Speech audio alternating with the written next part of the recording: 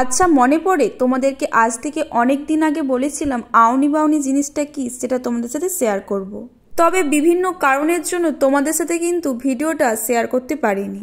আর যেহেতু অনেকগুলো দিন চলে গেছে তাই ভেবেছিলাম ভিডিওটা তোমাদের সাথে শেয়ার করব না, কিন্তু আজ ভাবলাম না, ভিডিওটা তোমাদের সাথে শেয়ার করাই যাক। এই যে শীতের সকালে তাড়াতাড়ি ঘুম থেকে উঠে স্নান টান করে ফুল তুলতে যাওয়া শুধুমাত্র কিন্তু পুজোর জন্যে নয়, কারণ এই মূলো ফুল সর্ষে ফুল কিন্তু শুধুমাত্র পুজোতে লাগবে না, আউনি বাউনিতেও লাগবে। না না, শুধু আমি কিন্তু একা ফুল তুলতে যাইনি, এই বোনটাও কিন্তু আমার সাথে ফুল তুলতে গিয়েছিল। আচ্ছা, এবার বলা যাক আউনি বাউনি জিনিসটা কি।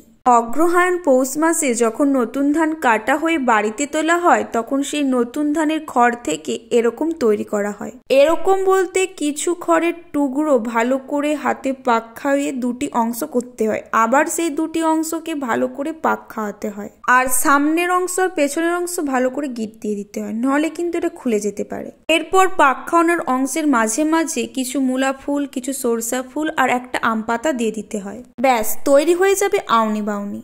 আচ্ছা, এখন যে আলপনা আঁকাটা দেখছো সেটা কিন্তু আমি আঁকছিলাম। আমি কিন্তু ঠিক মতো আলপনা আঁকতে পারি না, তবুও যতটা করতে পেরেছি ঠিক ততটাই করেছি। আর যেহেতু শীতকালের পৌষ সংক্রান্তির লক্ষ্মী পুজো, তাই ঠাকুরের গলায় তো একটা হলেও গাঁদা ফুলের মালা থাকতে হবে, তাই না?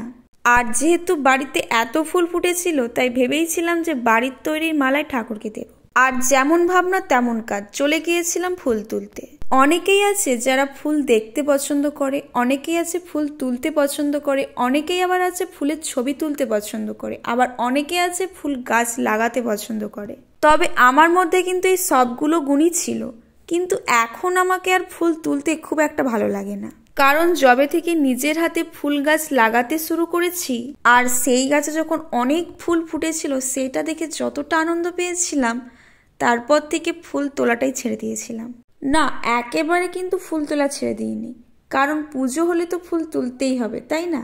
তবে কিন্তু অকারণে ফুল তোলাটা ছেড়ে দিয়েছি। যদি তোমরা আমার ছোট্ট ফুল বাগানের ভিডিও দেখতে চাও অবশ্যই কমেন্ট করে জানিও, তাহলে কিন্তু আমি তোমাদের সাথে শেয়ার করব। যাই হোক, অনেক কথা বলতে বলতে ফুলের মালা তৈরি করাও শেষ হয়ে গেল, পুজো শুরুও হয়ে গেল, আবার পুজো শেষও হয়ে গেল। আর এখন দেখছো আউনি বাউনিটা ঠাকুরের কাছে ঠেকানো হলো। আচ্ছা, আউনি বাউনিটা কিভাবে তৈরি হয় সেটা তো বললাম, এবার বলবো কেন আমরা এটা তৈরি করি। প্রতিটা ধর্মের কিন্তু বিভিন্ন ধরনের নিয়ম থাকে, আর সেই নিয়মেরও কিন্তু কারণ থাকে, আর এই কারণ ছাড়া কিন্তু পৃথিবীতে কোনো কাজই হয় না।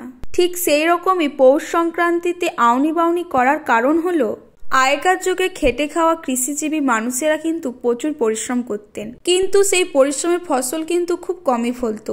এপাশে কর খাজনা এসব দেওয়ার পর অবশিষ্ট কিন্তু তাদের হাতে কিছুই থাকতো না। তবে বছরের অন্যান্য সময়ের থেকে এই সময়ে ফসল কিন্তু ভালোই ফলতো।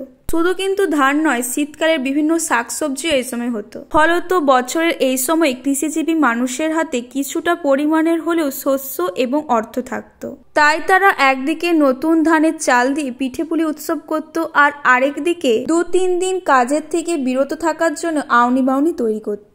মানে আউনি বাউনি তৈরি করার পর ঠাকুরের কাছে সে আউনি বাউনি পুজো করার পর তারপর তারা সেটাকে কৃষি কাজের সঙ্গে সম্পর্কযুক্ত এমন জিনিসপত্রের উপর রাখার পর সেই সব জিনিসপত্রে 2 থেকে 3 দিন হাত দিত না। মানে কৃষিকাজ থেকে বিরত থাকার পদ্ধতি হলো আউনি বাউনি। আর আজ যেহেতু শিবরাত্রি, তাই সবাইকে শুভ শিবরাত্রি।